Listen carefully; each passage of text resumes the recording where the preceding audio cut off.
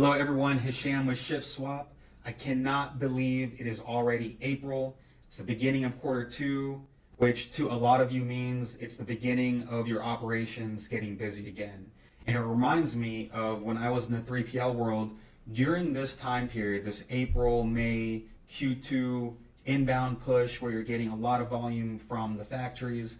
It was always extremely evident those operations that were prepared and those operations that were not at all.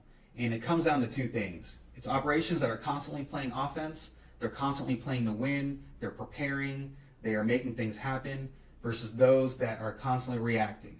You know, they always fall on, I don't know what's going to happen, I'm just going to react to it when it does happen. Most importantly, those operations that play offense, when you get into their buildings around this April-May timeframe, they're handling it.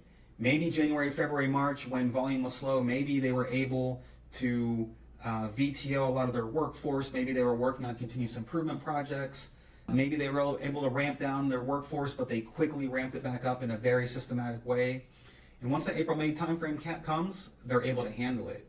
Versus those that react as soon as you get into their building, the number one KPI that you look at where you know they're in trouble is how full is their yard, right? You go in there, you see their yard is slammed with inbound. They don't have enough labor to unload and put away and also get the outbound out there. And before you know it, they're screaming for labor. They're bringing in bodies way too quickly. They're not training them. And a whole other slew of things go wrong. And it's not a fun environment to be in. So let me ask you this. It's the beginning of Q2 right now. Are you prepared? Have you been playing offense? Or are you just going to react to whatever comes at you?